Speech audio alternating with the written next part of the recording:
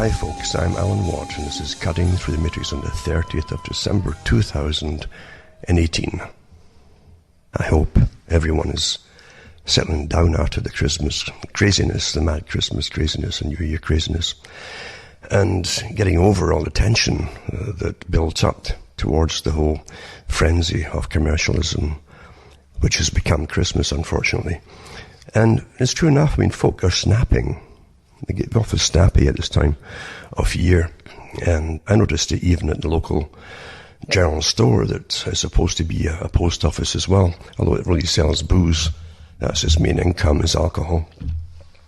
And they don't really cater much to the grocery section they're supposed to be doing, but they accept parcels to come in there, although somehow they manage to get round to posting stuff out from there with stamps, etc. But they'll accept parcels because they get paid for it at this little general store. Even there, they were kind of nasty. We went to go and try and pick up a parcel that I knew had been delivered because it had a tracking number to it. And this is the craziness as you go down the tubes into this third worldism that I talk about. You find that things just simply don't work the same way. Or if they don't work the same way and there's no real crisis, people start sticking by crazy rules. Where at one time Canadians would give you more leeway with things. For instance, in these big giant post box conglomerates that we go up and collect our mail from, the postman will often put in a little chitty, a little receipt thing, or that you're supposed to take up to the general store to collect your parcel, if it's a parcel size. And lo and behold, this thing wasn't there. So I go up there, and by God, were they snooty towards me, as though I was in a different country.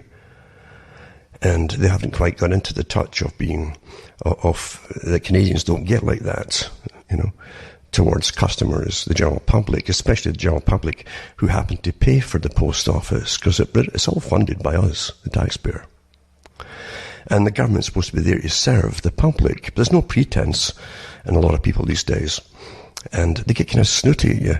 And they don't really want to give you a parcel unless you have this little chitty. Well, if the postman hasn't given you the little chitty for your parcel, then they should simply hand it over since they don't know it's there and they know who you are and you're going to sign for it anyway, and etc.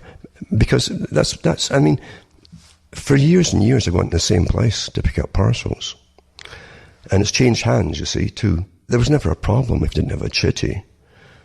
Because the postman often, especially in the Christmas rush, he's not got time to do all that kind of stuff.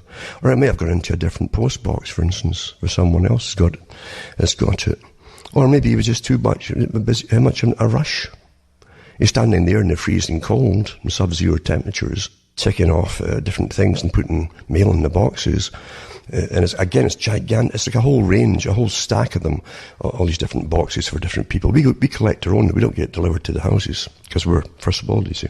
As I say, he's supposed to put a chitty there, but if he doesn't do it, so what? Generally, in years gone by, there was no crisis about it. But now, there are different peoples with different attitudes, and they treat you like a peasant. And a naughty peasant, because you're obviously lying. You must be lying. They don't say that, but they infer it. You can tell. And it's your fault that they didn't get the chitty. Eh? So what are they going to do? Are they going to keep the parcel or something? Well, I got the darn parcel, but I will put in a higher complaint about it. Because you got to start complaining now, as we're down the tubes. You've got to start complaining, or you'll get walked all over in this system that's really becoming inhumane. And you're amongst people now who are all out for themselves. They have no idea what really part of the community even means, which is give and take. That kind of stuff. Common sense. It's called decency and respect for the customer. Respect's awfully important. You start losing respect, I'm not kidding you, you're going down the tubes fast. So I told this woman, I said I didn't get the chitty. Oh, she was not happy at all. Not happy at all. And they're getting paid for it anyway. It comes in there, and they get paid for a parcel that comes in. They won't post anything out of there. because they managed to get around that somehow when they took over the business, which is really bad because there's no post office for miles now. You have to go into Sudbury, into the city, from the country now, to get something posted off. Isn't that disgusting? Huh? As we claim we're a first world country, but it's all perception management, isn't it? As we go down the tubes. And when you see how much the American dollar is worth to Canadian dollar, I mean, we've sunk about 30 cents and dropping fast below what the US dollar is. And over the years, I've seen the Canadian dollar at times being more than the US dollar. And they swap up and down because it's the same conglomerate of managers managing the World Bank system that just moves it back and forth from country to country to suit themselves, this up and down exchange rate. So as we plummet, other countries are benefit, but it's all benefiting through the same banking system. It's all a con game, a shell game, isn't it? But as I say, getting back to this whole, you have to start complaining these days and going above folks' heads because they won't respect you as a customer. You have to go above their heads, you see. And it's only a little bit of fear from their superiors, whoever they happen to be, or the licensing committees that get some respect on the go. Because this is not a third world country, or treated like a third world. Not exactly just yet, although it's dropping. Respect, respect, respect. And we live in such an age of propaganda. Incredible propaganda. I was going to give a talk, actually more than a talk. I could write a book on the agencies involved in propaganda in country by country. It's into the thousands now, folks, of agencies employed by using our tax money to brainwash us. Really is. You have no idea.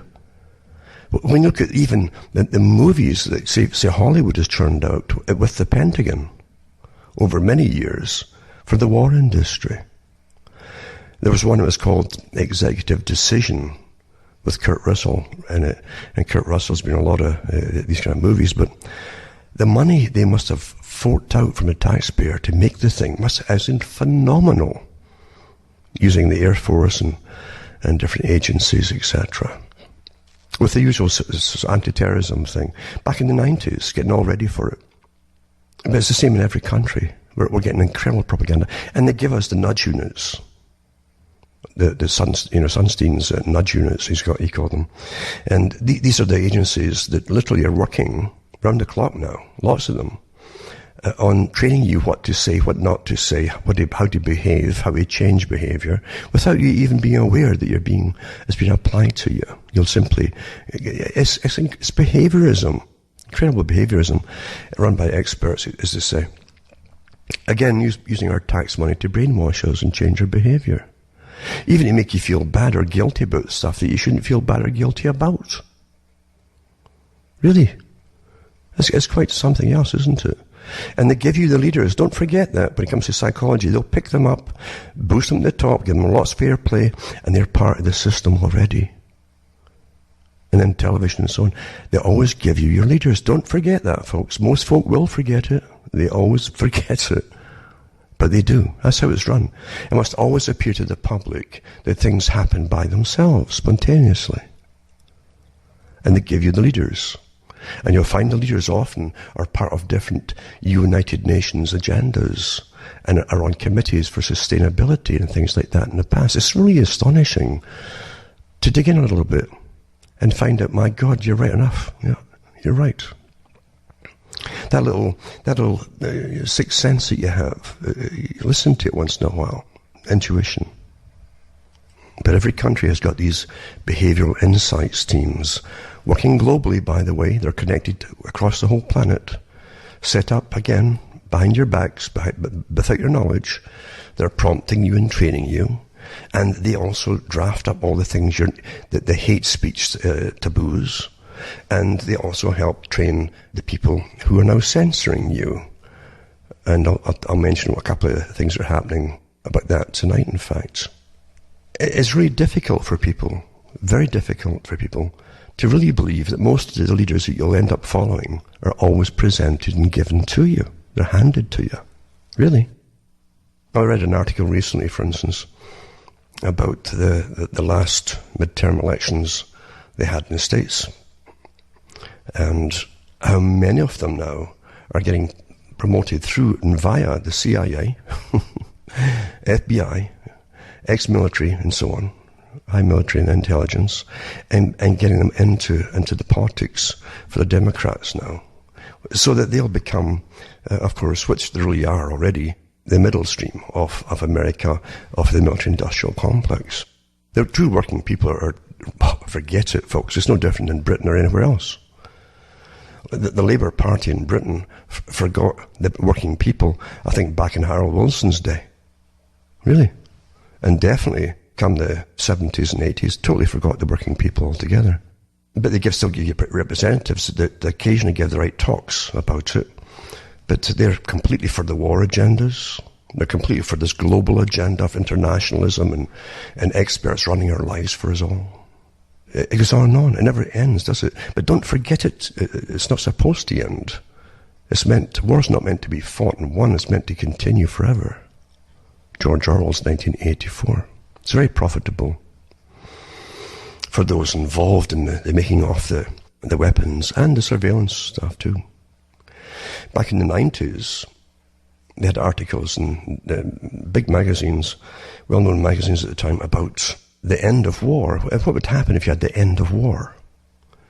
When we don't have other countries to fight, even though that was it's a what-if thing. They knew darn well they're going to bring in an age of terrorism as a backlash against the wars they were going to have. And that all set up too. But they did say that if there was no war, this in a hypothetical world, how would these same organizations that fund or that make the weapons, for instance, what would they do? Well, they explained that they're already turning and turned away into mass surveillance. And then early 90s this was. So it's not just happening. And that the police would be part of it too, and they get all these special surveillance techniques. We have fusion centers now across the North America and Europe, where they can route whole segments of society, individuals within, and route all their stuff through certain fusion points as well. I know someone who got into British Telecom, and he actually found one of the main trunk systems went across to Belgium. And this is the main ones, of course, for security and so on. But they're heading off to Belgium for some reason, and the public were totally unaware of it. And they're routing a lot of folks' calls all over the place. So they were being spied on a long time ago. Spied on. Then they mentioned, it's just black boxes that rouse them and so on, and for certain people, blah, blah, blah. And then they had the big God machine. They thought, oh my God, this God machine, or the devil machine, as some of them called it. It was a mass computer system in the 90s that could hook up everybody's ID, everything about every individual. It was already up and being added to with information again in the 90s. Folk forget all that too. The beast. A whole bunch of names for the same thing. And then in the late 90s, after lots of anti-Middle Eastern movies, basically, or about Middle Eastern people, lots of movies, getting everybody used to it. Bingo, it happens with 2001. And away we've gone since then. It hasn't stopped. And it won't stop. Because it's too lucrative. And governments start to lose their traction to an extent. Governments either have to say, we're so busy fighting terrorism and wars and so on and blah, blah, blah. Or if there's none of that, they've got to start answering some of the questions put to them by the people.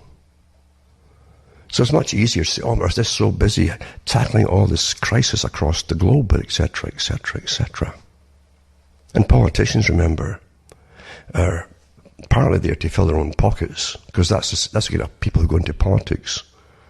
They used to publish the criminal records of politicians in Britain and other countries, in Canada too. And folk could apply to go into politics. And the amount of them who had been bankrupt umpteen times before that is just astonishing. It tells you a lot about them. And they go into politics because they get a little bit of power, they can start getting a lot of wealth. It's astonishing, isn't it? No matter what the income is, they seem to always bring in more than the income's worth. Isn't that astonishing? Of course, they're seeing lots of lobbyists all the time, aren't they? And even though they're not the bosses, there's a certain amount of play to help to fill their own pockets with things. Of course there is. And lots of them get awfully well rewarded as soon as they walk out of politics. Some of them go into politics right from corporations, higher levels in corporations. And then when they're in politics, they help change the playing field for their own ex-corporation, let's say ex-corporation. And once they've changed the rules a bit, they go back into the same corporations. You find the same with the US. The US is good, it's always getting picked on, but it's more open about its systems and who's in the systems of governing the people and the different agencies than elsewhere in the world. And I've had articles before over the years where you had the Food and Drug Administration, for instance. The folk are trained to believe they're there to look after the people. But so many of them, including some of the heads of them at times, are coming straight out of big pharma or of chemical agencies, or the ones who supply the chemicals to farming, for instance, as I say, but mainly the drug corporations. And they come in, they sit in the panels, change things, even get drugs passed and so on, and then go back to the same companies that they worked for. It's astonishing. It really is astonishing how this works. It truly is. But at least in the States, it's a bit more open. If you want to get the information, you have more chance of getting it. Other countries, especially the European and the British system of the British Commonwealth countries, are much better at covering it up until you can find hardly anything at all. That's how it is. And it's astonishing. Everything's astonishing, really, isn't it? Because we're trained to believe one thing, while the truth is always something else. And young folk who think they're on a roll, coming into any job, it's always been this way, are cocky. Naturally, they're cocky. They think they're always told that they're better educated than anybody that came before them. But when you really question them and their cockiness, they'll argue with you about everything. And at the same time, they really haven't got a clue what they're talking about. They believe what they're told. They don't go and look at anything for themselves. But they tend to believe what they're told. But they still argue with you, even though they don't know. I had a little disagreement there with TELUS again. It's the TELUS company in Canada, where they gave me the bill for the month, and they claimed that they didn't get the money for last month, the previous month. But it was sent off on time, plenty of time. Weeks and weeks, in fact, before it was due. And the guy, this cocky guy, comes on, and right off the bat, he says, "Well, I didn't think our company accepted checks anymore." Arrogant, you know what? Huh? Cocky, arrogant, you know what? See, they're trying to get everybody off checks. And totally electronic. It saves them time and everything else. And they want to have access to your bank account so they can just put their hands in there and pull out the cash. Most folk don't mind. They're trained so well. Because Bernays said, what did Ed Bernays say? He says, don't make good products to serve the people. Change the people to serve your product. Where it's a supermarket, make them going like chickens in a conveyor belt to pick up all their stuff to check out counter. Or, like TELUS, for instance. Yeah. Make the people do all the work. And it'll save the company for more money, for more profit and more profit. They're doing awfully well as it is. So I mentioned to him, I says, you got it in time. And I asked him too, I said, you try to get us off. Is this really, because you don't know, they could hold back the check and not bother putting it through, just so that knowing you'll call up, and then try to browbeat you. And they'll probably look up your age and everything else there too. Oh yeah, so and so, yeah. Very cocky and arrogant. Again, to the customer. This is where it's coming down to now. There's no pretense now at serving the customer. You get mocked now when you call up to complain about something. And that's what mockery is. So I told him, I says, you want it all cashless, blah, blah, blah. I prefer getting the check through, I says, and that check, when it comes back from the bank, after being cashed and a whole bit, that's your receipt. You got proof. When your computer crashes, what you got? Gone. But I couldn't believe the guy. And I just, bantered a little bit with him. And it's amazing what he did not know. But he was sure that he did. He didn't even know the banks had been bailed out in 2008 and 9 in Canada. He didn't know that. He didn't believe it. But he's arrogant, so arrogant and cocky, you see, because after all, he's younger. And he just knows everything better than you. And he thinks he's on a roll in his job. So as it turned out, eventually I got them to cancel any late fee, because I'm not late for anything. I says, look, the post office has been on this strike go slow thing for a while. I says, take it up with the Canadian government, they own it. It's not my fault. I paid on time. I put the thing up in time. And as I say, I have no proof that it didn't receive it, in fact. And it's definitely, it could be worth their while to get everybody totally cashless and just hold it back. Of course it did. Because he kept saying right off the bat, he's trying to get you to pay cashless. Immediately. As I say, he couldn't finish a sentence before do we still even take checks anymore? I don't think we even have a department that does that. I says, well, you've been happy to take it for the last 6 years. But cocky and arrogant to the customer. That's what you're getting these days, folks. And as it gets more and more centralized, this power, of course, by corporations working together like a big gang for everything you need, including your food, by the way, and everything else, it's going to get a lot worse.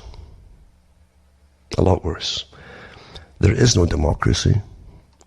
There's only special rights groups for special groups that they've created to give you the appearance of democracy, but for reality, for the general population, for anything you really need at all, there's no democracy at all, unless you stand up for it and demand it. And it's time you all started doing that individually. Absolutely. Absolutely. And folk will always say, oh yeah, if the people could only do this or do that. I can remember years ago when they talked about the price of gasoline going up. And the old cry was, if everyone would just stop buying it for a week, you bring them to their knees, which is true.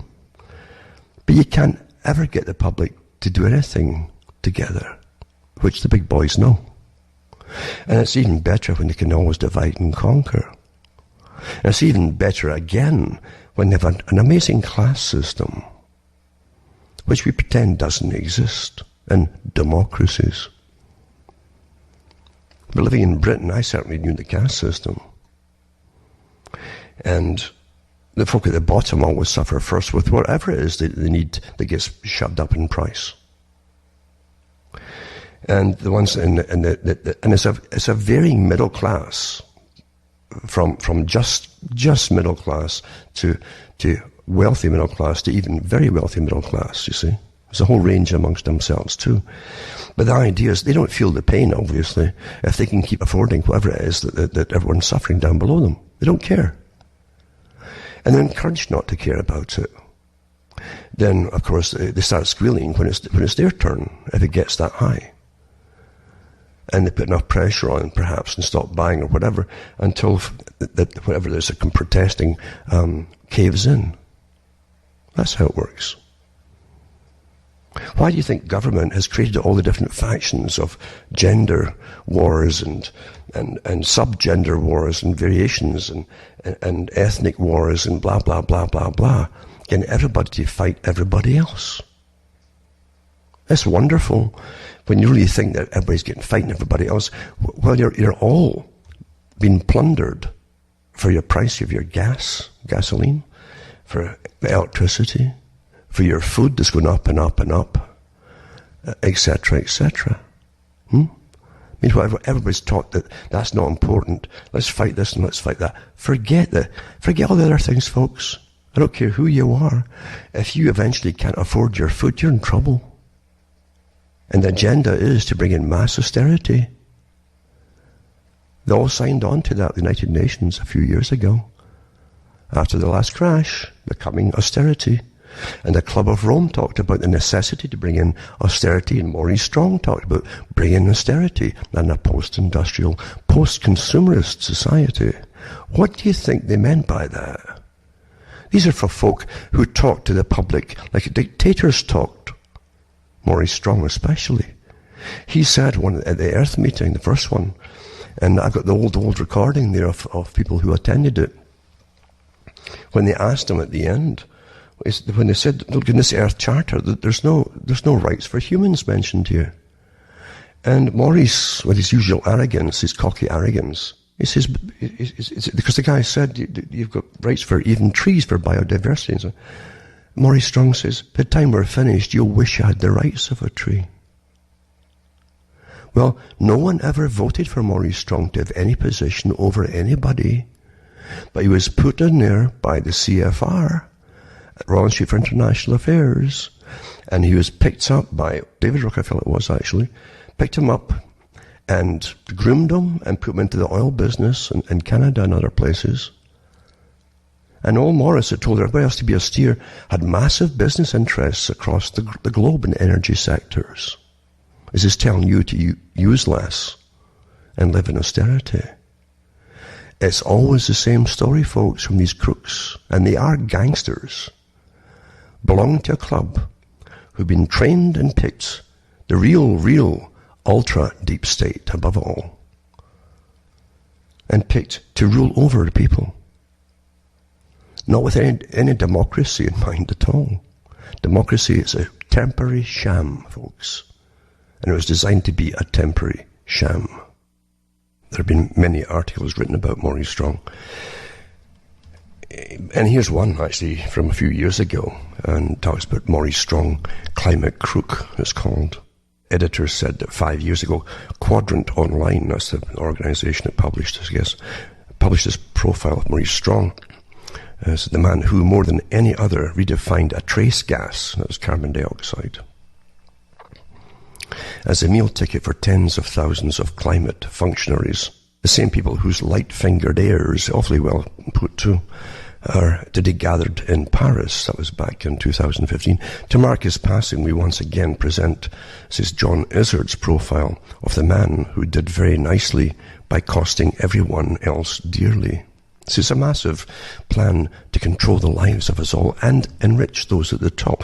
It's so interesting to look at the CFR, Royal Institute for International Affairs group, that runs the planet. At least they're the second tier at the top. There's a capstone above them because there's an inner party. But they run your politics. They actually set up the organizations and think tanks that advise governments across the whole planet. They run think tanks for the military across the whole planet. Everything that means anything at all is run by them and their members, including how to control the people and run the people and organize the people and even depopulate the planet through austerity, etc. And you don't vote for any of them. And it says, the yellow brick road to climate change. January has certainly been a defining month in the quest for truth about climate change, and the custodians of that truth aren't looking that flash at the moment. Indeed, in the month of January, some of the major doomsday prophecies unravelled, and the prophets themselves seemed to undergo vows of silence. This is Kevin Rudd, Penny Wong, Tim Flannery, who are never lost for words, seemed, well, totally lost for words. Like Dorothy Lyon, Tin Man and Scarecrow in The Wizard of Oz, we've all been dancing down the real brick road of settled science, as they call it, the pretense of it, you see, in search of answers from the Emerald City, only to find that we've been, well, we suspected all along, the wizard has been telling us fibs. But who exactly is a wizard, and where did this seeming madness all begin? So they go into some of it, and they mention Maurice Strong. He's one big player. This is the whole climate change business, and it is a business started with Mr. Strong, but it started with the Club of Rome too, who were given the task, this big think tank, given the task of finding a way that they could literally rule the people from their own excuses, basically, to do so. So they came up with the idea of climate change and how humanity was destroying the planet. That's what they claimed. So man was the enemy. So you'd need naturally experts to rule you, you see, because you couldn't rule yourselves. It said that would fit the bill, or the words of those in the Club of Rome.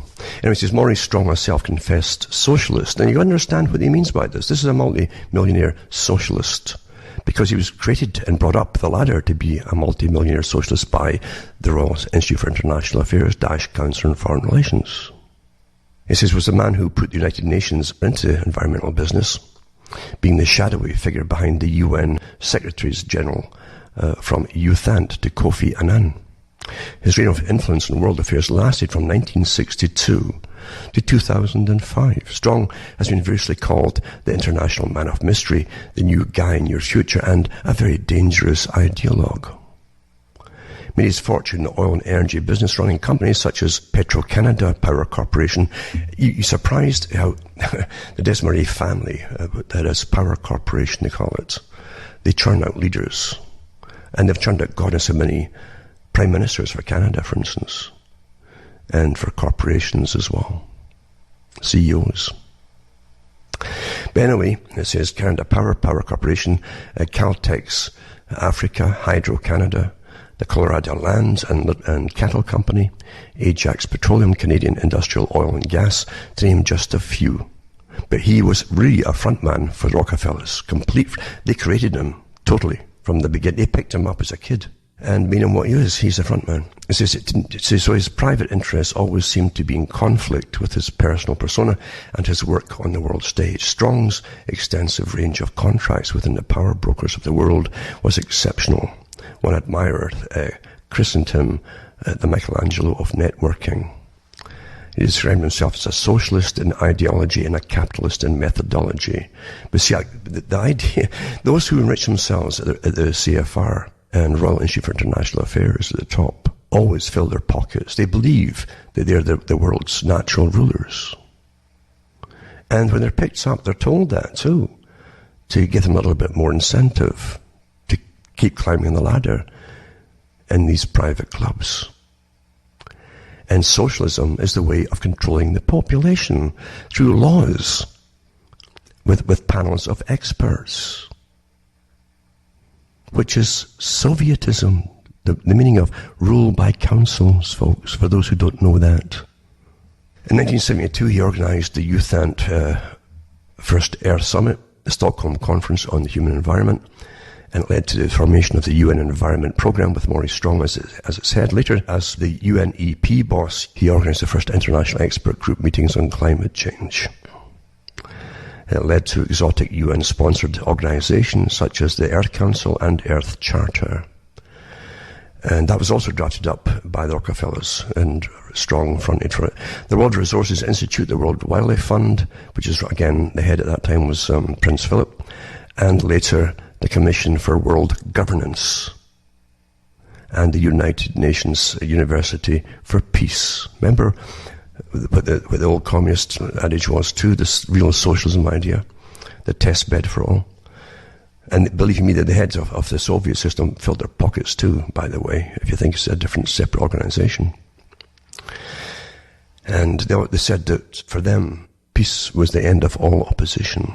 That's how they defined peace. So Strong was the driving force behind the idea for world governance by the United Nations. And look at all organizations now attached to universities for world governance. And he dreamt up a world tax on monetary transactions of 0.5%, which would have given the UN an annual income of $1.5 trillion. That's on top of all the other money they get. But equal then to the income of the USA. The stumbling block was the Security Council and their power of veto. So he devised a plan to get rid of Security Council, but failed to get it implemented. Then along came the idea that global warming might just be the device, to get his world governance proposal up and running. And it wasn't his, folks. As I say, it's an organization, very old organization. It runs your central banks. It runs your World Bank, your IMF, and the Bank for International Settlements.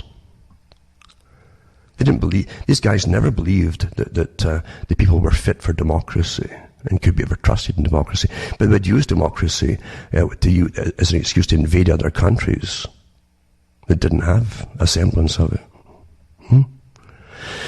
Strong was appointed Secretary General of the Earth Summit, and in 1992, imagine, they pretty well create the organization, then appoint themselves as head. In 1992, addressed the Earth Summit in Rio, and he told the thousands of climate change delegates, it is clear that current lifestyles and consumption patterns of the affluent middle class, involving high meat intake, consumption of large amounts of frozen and convenience foods, use of fossil fuels, appliances, home and workplace air conditioning and suburban housing, are not sustainable. And so basically, they said they'd have to end, and this is me living here too from other articles about them. He said that they would have to basically end a lot of consumerism, be post-consumer, and you're going to austerity. That's the idea behind it. And also, they had big meetings where Strong and others, but he did say that they'd have to eliminate and destroy Western manufacturing. And you think they've got a say in anything? Do you really think that? Because the organizations, all these organizations I've mentioned, they're not, you don't get any say in it. They don't ask for your opinion on anything. They don't care about your opinion on anything. From the United Nations, multifaceted organization, all the way down to anything else, you never ask your opinion on anything. Never mind your vote on it. You don't get that either. You vote these guys in. And it says, there goes the Sunday roast, a house to live in. I haven't seen a Sunday roast for years and years. The occasional hamburger and generally life on earth as we know it. But what Strong didn't tell the delegates was that he was involved in the purchase of the Colorado Land and Cattle Company, which he bought from Adrian Khashoggi. Remember Khashoggi? Huh? An arms dealer who had strong connections with the Bin Laden family. Interesting how they all come together, the heroes and the zeros, eh? This is a 200,000 acre property called the Baca, had two hidden secrets. Now, one was it sat above vast underground water systems. It's actually the largest aquifer system in the United States. Just happens to be that. And Strong wanted to remove the water, being in front of the American Water Development Corporation to exploit the water by pumping it out for commercial intent, but was stopped by the locals who feared it would destroy the delicate environment. Well, it would destroy their cattle systems and everything, and their farming. Here's the power of these crooks, eh? But don't forget too, I think it was Rockefeller who actually owned that Baca Ranch. The Maclean's magazine in Canada, and I've got the original magazine. I actually had a big article about Maurice Strong, and he set up a big New Age movement there with all kinds of New Age religion types to try and get together, he said, and create a new culture for the world. He had gurus from India, he had Buddhists, he had all kinds of New Agers there too. And you find, they create the New Agers for you to follow. They do. And you'll find they always go in the same direction of, we've all got to be one. We've all got to be together in this world of ours. We must all agree with the same agendas, blah, blah, blah. Well, they train these folks. They always train your leaders, always. Just like Maurice Strong himself was trained for his position. But yeah, the Maclean's magazine had a good article on the Baca Grande development there. He said too that Maurice Strong had been told by a mystic, had mystics, that's what it said, yeah, that the Baca would become the center for a new planetary order which would evolve from the economic collapse and environmental catastrophes that would sweep the globe in the years to come. And you know something? You will get certain catastrophes because you won't be able to heat yourself or use air conditioning for those who are in really hot climates. And you won't get meat anymore unless you can really afford incredible prices, which puts most of the people out of the picture. And at the last meeting at the Paris climate change thing, again, massive articles compiled by think tanks, obviously, to eliminate your intake of meat. It really is fascinating to reminisce for me. It's all reminiscent for me because I studied Maurice Strong. I gave lots of talks on Maurice Strong. I can remember too when he went to Russia. And they laid out the red carpet, lots and lots of it, for Mr. Maurice Strong to walk on as though he was royalty. I'd never seen that done before for anybody. But they certainly knew who he was. By the way, I did articles on him too, because he had his aunt, he belonged to a revolutionary family, intergenerational. And his aunt was an advisor to, I think it was Mao Zedong, the leader of communism in China. Her grave was next to his over there in China. And an article in one of the Canadian papers said that he was over there visiting the grave of his auntie. Then he set up there his home for a long time and still worked for the United Nations, working on setting all their businesses up in China from the West, which we all paid for as they all got moved over there. Did you get to vote in any of this, folks? Of course you didn't. Most folk don't even know about it even today.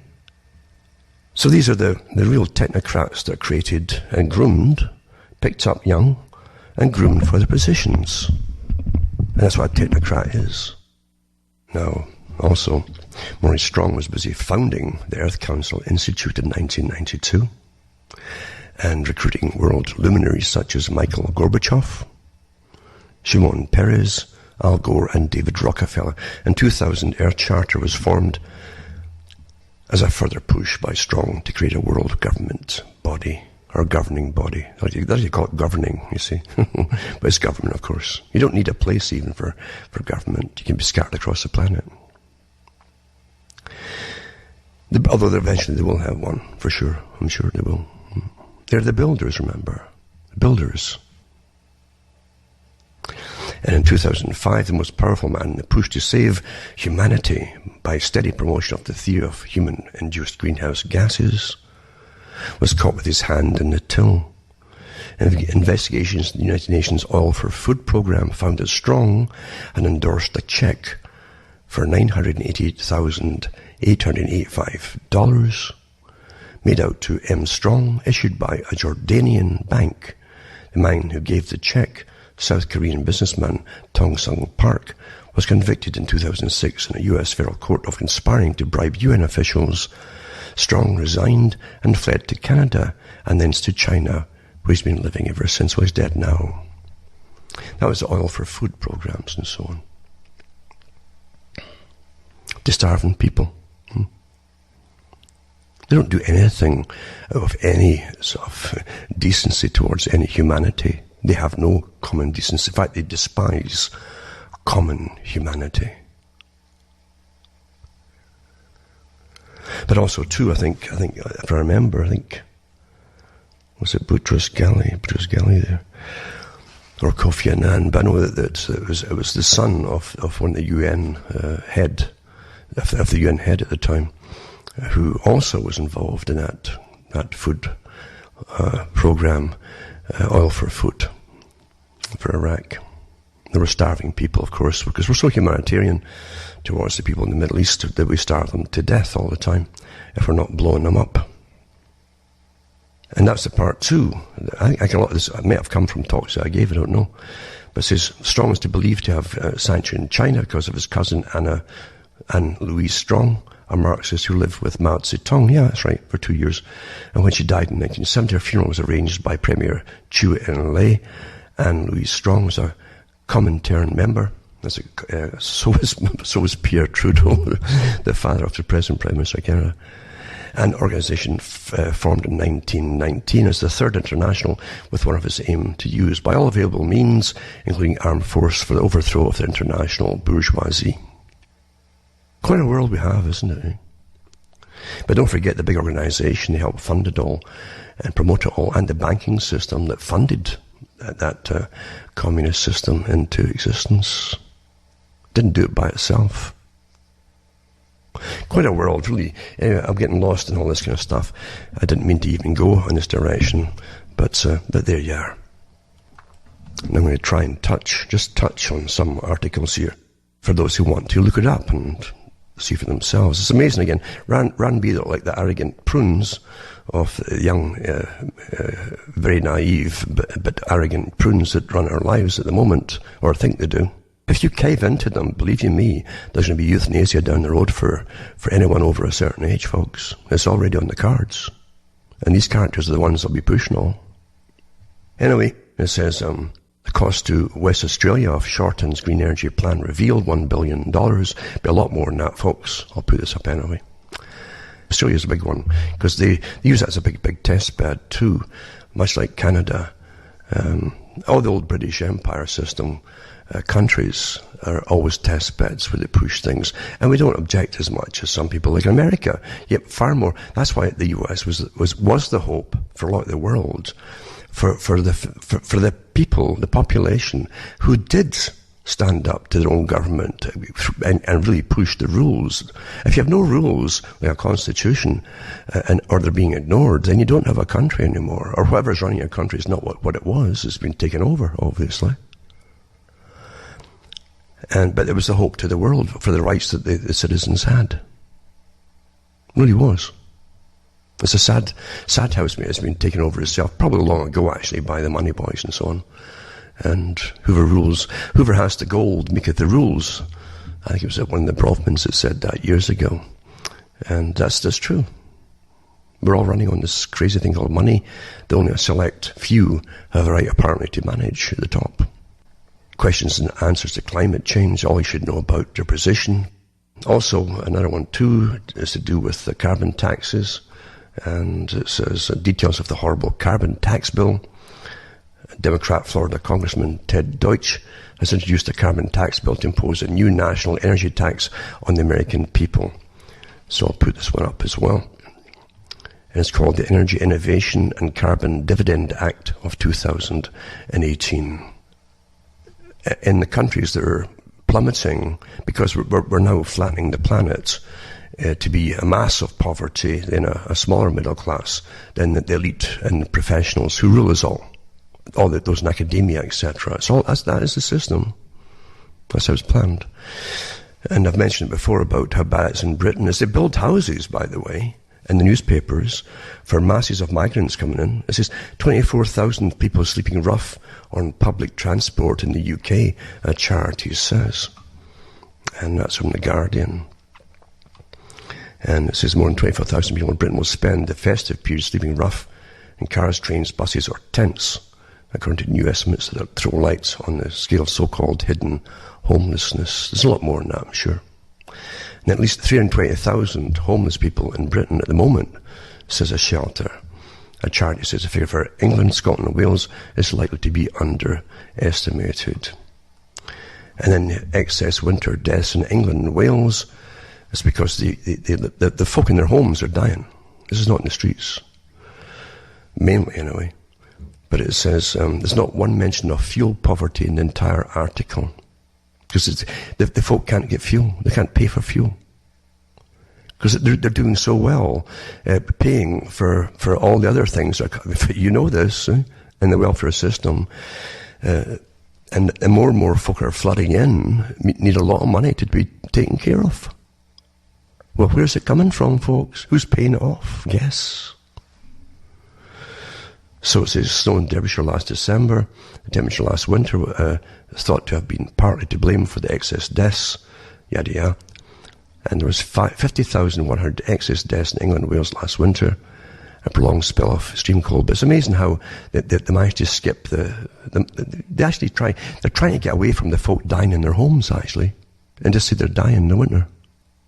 And then there's this article too, about, again, along the Maurice Strong plan, the big boys he worked for. And he was an employee, he was a high technocrat, but he was ruthless too, a ruthless tyrant, and that's what a technocrat is. They don't believe in democracy. They don't talk to the people with any pretended service to the public. They're not elected by the public. They're just put over them, in charge of the public. And that's the farce of democracy. He's only one of many, by the way. Look at what the Trilateral Commission is as well. And Brussels denies the European Union rules encourage euthanasia tourism. And of course it does, because it's part of the agenda, right? And they deny that EU rules have facilitated the growth of euthanasia tourism amid fears it's becoming more popular in Belgium. There's been an increase in the number of patients travelling from EU countries where euthanasia is illegal to die in Belgium, where so-called mercy killings has been legal since 2002. And so they're going about that too. But they've been, well, I've got it everywhere now. You've got it in Canada now as well. It's cheaper than giving you treatment, isn't it? It really is. You think it's all for help to help you? No, it's because it's cheaper than giving you good treatment. That's what it is, folks. And then you have another one on suicide tourism from Wikipedia. And then, here's another thing. You always think about what you're trained to believe by the so-called experts, right? Bertrand Russell, they'll train the public to listen to experts, but always to avoid their own common sense. A cardiologist slams incorrect advice from the World Health Organization, urging people to replace butter and lard with healthier vegetable oils in 2019. And Dr. Asim Malhotra called them the WHO to review and update its guidance. Butter has been demonized for decades over its high content of saturated fats, but an array of scientific evidence is beginning to counter those claims. They've always known what the counter the claims were. It says here that he's an avid supporter, this doctor, of saturated fats, which he thinks have been wrongly demonized since the 1970s. Same time in the 1970s when they demonized the fat. Remember the big sugar industry? I read the articles where it's admitted, only recently, declassified stuff. They paid massive amounts of money to, again, you always buy professionals from folks in medicine. And to write all these articles out to start the whole craze that it was fat, so it was to blame for folk becoming fat. Not sugar. Huh? Anyway, this doctor told me online, he says, I'm frankly both shocked and disturbed that the WHO are giving incorrect and non-evidence-based advice on fats. Asking people to replace butter or lard with industrial seeds such as corn, sunflower, soybean, or safflower will continue to cause harm to public health. These oils, being particularly high in omega-6 fatty acids, are pro-inflammatory. That's why you get so much arthritis and problems. And can be toxic when heated for common frying purposes. And it's much, much worse than that. You understand, too, if you're into evolution as an example, if you're into that, you didn't evolve on these oils.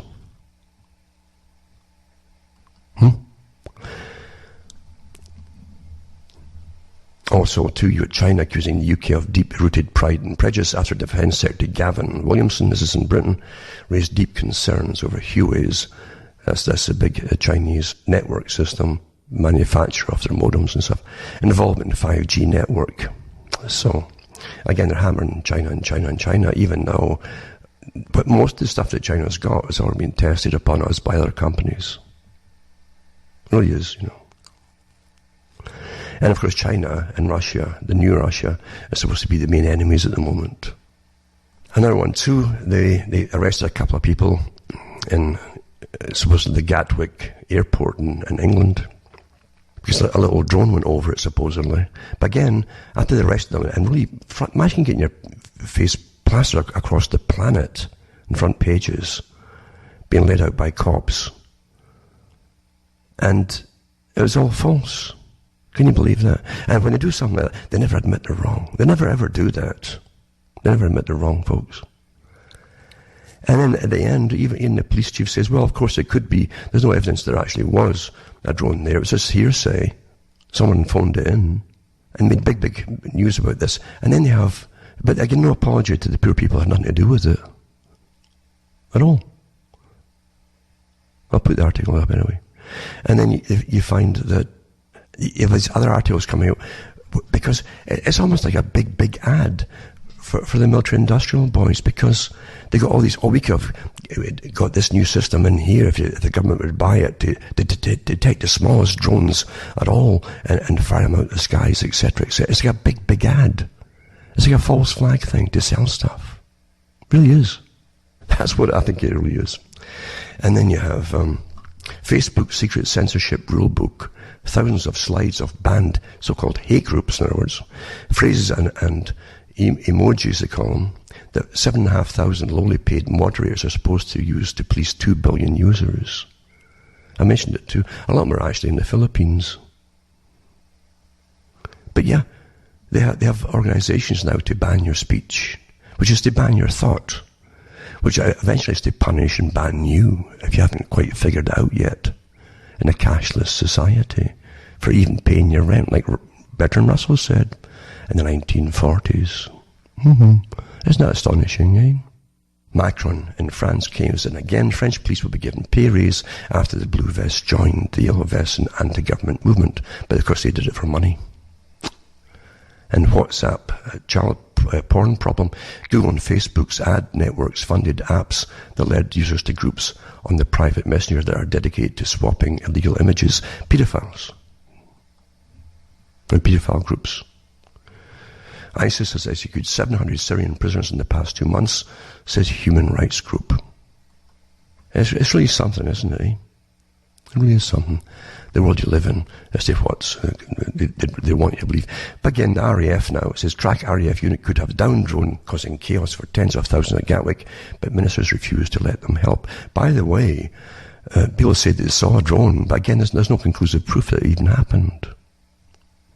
But it really is a big push, I think, for really new systems of defence around airports. And money. That's what we live in, a system of mass money creation. Also, as you know, the stuff about the US pulling troops out of Syria, they haven't quite done it yet. But if you just look at the maps, you'll find that just across the border of Syria, you've got massive US military base in Iraq. And just across the border, with about 55,000 troops in it. And the US has sold about $3.5 billion, I think, of arms equipment to Turkey, and Turkey now has got troops massing on the Syrian border. So everything's really games, for perception management, and it's rather sad. Remember, you can buy the books and discs I have at cuttingthroughthematrix.com.